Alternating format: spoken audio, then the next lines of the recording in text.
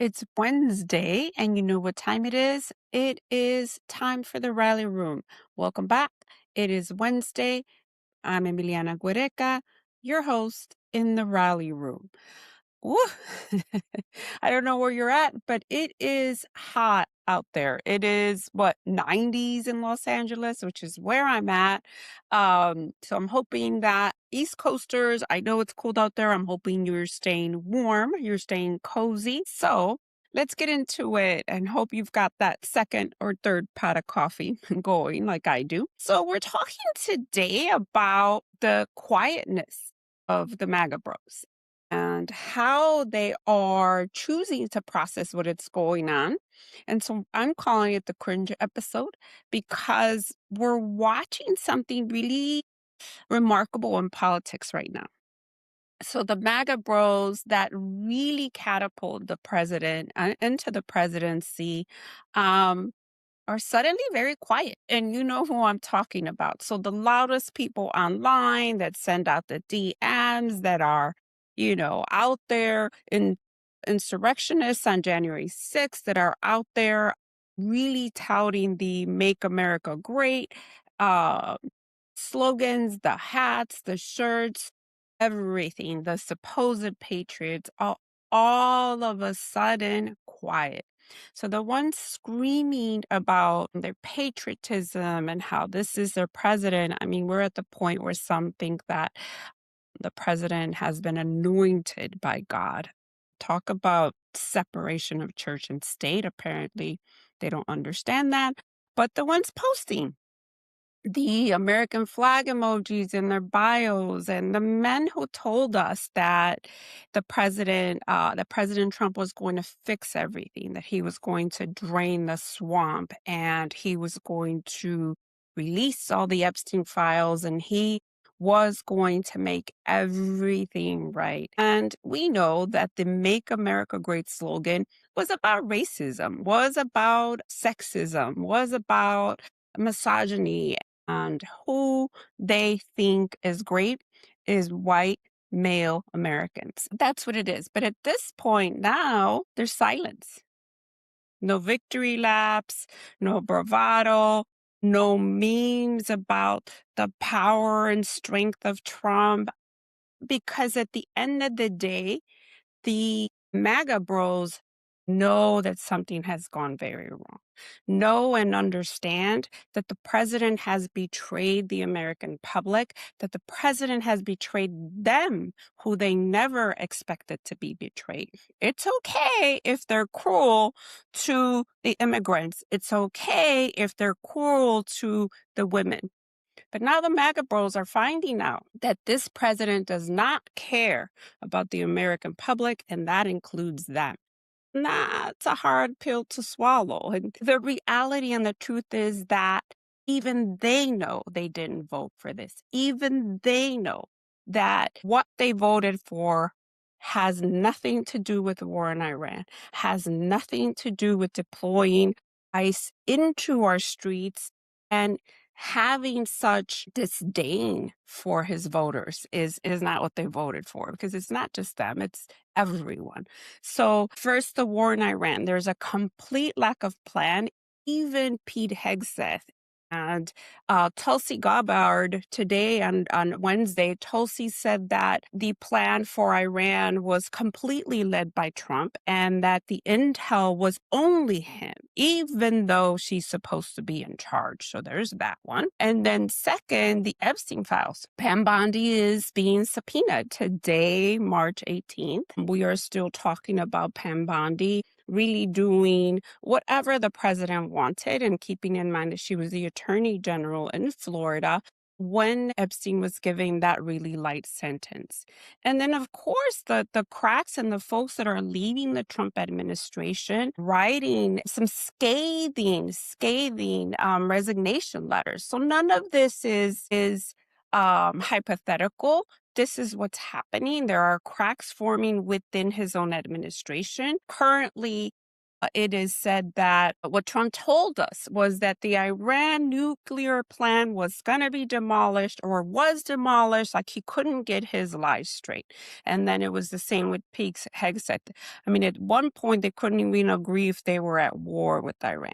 So you see the cracks there, and now they're threatening to also go to Cuba. But what we're seeing is that people are starting to jump ship, and it starts in Washington. By the time they start to jump ship, they know a lot more than they're saying. And so they are being quiet about it, right? For years, we've watched the same pattern, right? We've watched that, and now we're going on a decade. But for years, we've watched the same pattern. Trump said something outrageous. The base falls in line, defends it. He attacks institutions. They cheer. He insults women, allies, and the base celebrates his supposed strength, right? Right now is something different. I'm the quiet MAGA era. They're quiet. There's no standoff. Who else are they going to blame? Again, Joe Biden? Again, are they going to blame Joe Biden? No, the explanation is there because they understand that at the current moment in the war that he has put us in, we have no leadership in the president. We have no leadership in the president. That's what it is. There are no allies. There is no one coming to save us. The United States is currently asking allies for help while at the same time saying we don't need you, right? But the reality is that we have no allies. The response from the international community has been silence. So there's no united front, no strong commitments to join the effort in this fight. And realistically, why would they join us when all the country has done is insult them, right? So there's no coalition support. We've left the United Nations. We've left almost every coalition that has been built. And the world is watching. Our allies appear pretty hesitant. And I am not rooting against the United States. We never should be rooting against the United States, but we do need to confront that diplomacy matters. So when a country moves forward without clear planning, without a plan into war, the rest of the world takes notice and they understand that we are an unprincipled nation, that we as a nation voted for Trump, who's an embarrassment. And really, what's the end goal? What does victory look like for the United States? If we are the superpower and this is the best we could elect, we're in trouble, right? So the plan of his base to show strength is really a plan of chaos. And then to top it off, the youth that voted for him, the white males that were out there wearing their hats, may be drafted.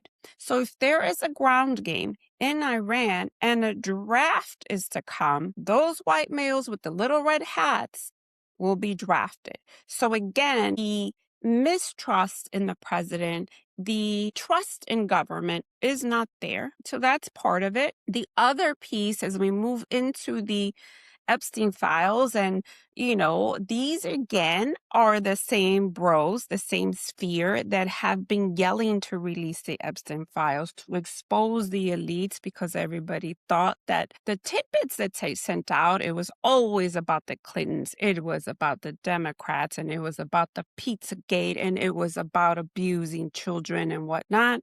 And the realistic part was that they were setting up a story around just Democrats. And what we know is that the president is named thousands of times on these files.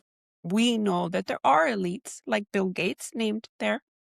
There are plenty of elites in the Epstein files, but they have not all been released. And some of the items that have been redacted that have very incriminating evidence is having to do with the president and have his name on it. That's where we'll leave it. It is Wednesday, and I know that news has been dropping around Cesar Chavez, civil rights leadership in the Latino community. As of today, there are credible accusations, including an interview with Dolores Huerta regarding rape and sexual abuse. So we do know that a lot of the allegations are credible. We're going to stay with this story. By the time this episode gets released on Friday, we should know more. And we're hoping to do another episode into the fallout, what happens when we give so much power to these men in the movement, because that is what is being discussed.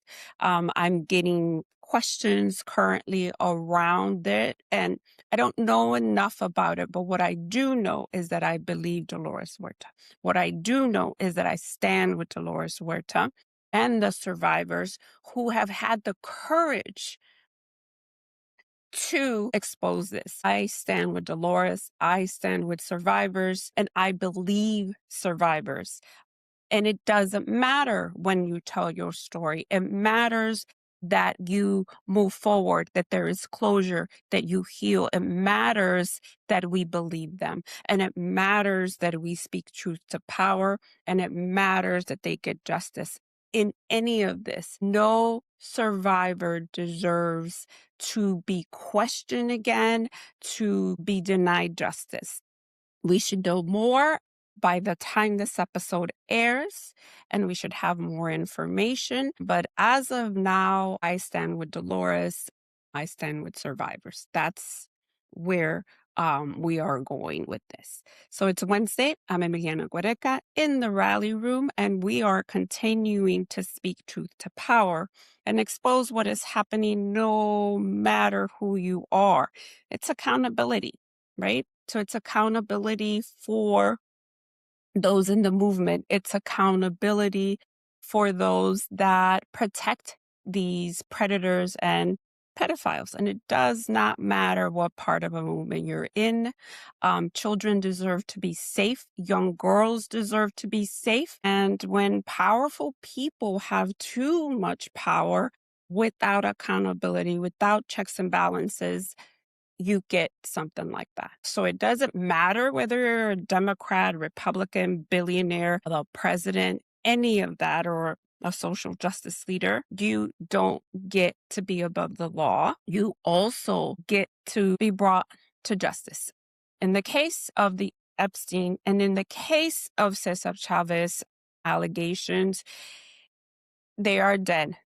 But the protectors and some of the predators are still out there. And so the point being, they should still be held accountable. So let's talk about moving into what is also happening with the war on terrorism. So the National Counterterrorism Director, Joe Kent, resigned. As we talked earlier, he left a scathing letter. And in the letter, he warned that the president had been manipulated. Now, I haven't seen the whole letter, but he did mention that going into war with Iran, the president was manipulated.